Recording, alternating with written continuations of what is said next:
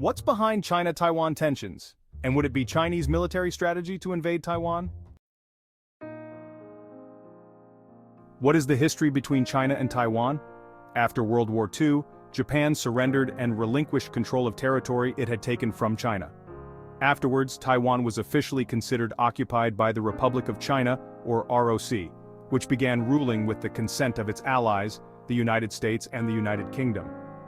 But in the next few years, a civil war broke out in China, and then leader Chiang Kai-shek's troops were defeated by Mao Zedong's Communist Army. Chiang, the remnants of his Kuomintang, or KMT government and their supporters, about 1.5 million people, fled to Taiwan in 1949. Chiang established a dictatorship that ruled Taiwan until the 1980s. Following his death, Taiwan began a transition to democracy and held its first elections in 1996. So who recognizes Taiwan? There is disagreement about the status of Taiwan. It has its own constitution, democratically elected leaders, and about 300,000 active troops in its armed forces. Chiang's ROC government in exile at first claimed to represent the whole of China, which it intended to reoccupy. It held China's seat on the United Nations Security Council and was recognized by many Western nations as the only Chinese government. But by the 1970s, some countries began to argue that the Taipei government could no longer be considered a genuine representative of the people living in mainland China. In 1971, the UN switched diplomatic recognition to Beijing. Once China began opening up its economy in 1978, the United States recognized opportunities for trade and the need to develop relations.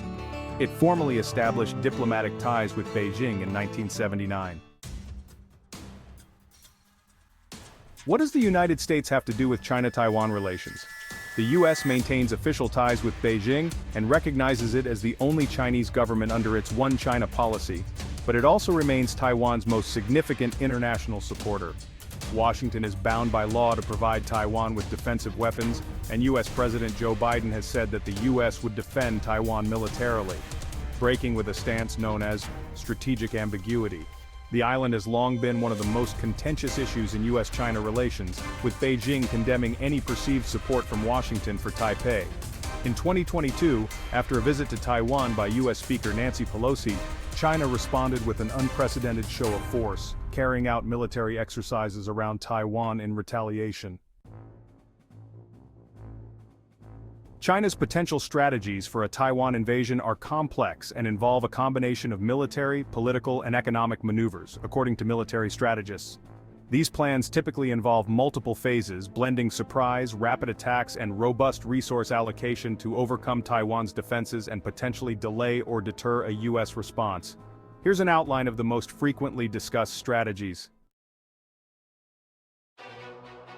1. Air and missile strikes. Initial strikes. China would likely begin with an intense barrage of missile strikes aimed at disabling Taiwan's air defenses, radar systems, and key military installations. These could target air bases, naval ports, communication hubs, and government facilities, aiming to cripple Taiwan's ability to respond immediately. Concurrent cyber attacks might disrupt Taiwanese communications and civilian infrastructure, impeding the ability of Taiwan's government and military to coordinate effectively. 2. Naval blockade and sea control. Blockade strategy. China might impose a naval blockade around Taiwan to prevent US or allied reinforcements and supplies from reaching the island. The blockade could be bolstered with submarine warfare and surface vessels, making it difficult for external forces to assist Taiwan quickly. China's Navy, along with the People's Liberation Army Marine Corps, would work to secure a route for amphibious landings by neutralizing Taiwan's coastal defenses and establishing air and sea control. Amphibious and airborne invasion, landing operations. A full amphibious assault would involve China's extensive fleet of landing ships and potentially civilian vessels repurposed for military use. Beaches with direct routes to major cities like Taipei could be targeted, allowing rapid movement into urban areas. Airborne operations. In parallel, airborne troops could be dropped behind Taiwanese defensive lines, capturing key infrastructure like airports and highways to enable quick reinforcement and logistical support for ground troops. Urban warfare and securing control. Securing key cities. China would focus on capturing Taiwan's urban centers, especially Taipei, where government buildings and critical infrastructure are located. Control over these areas would be essential for consolidating power and stifling resistance. Control over air and sea space. Continued control over the air and sea would be essential to prevent Taiwanese counterattacks or US-led support efforts. Political leverage and psychological warfare.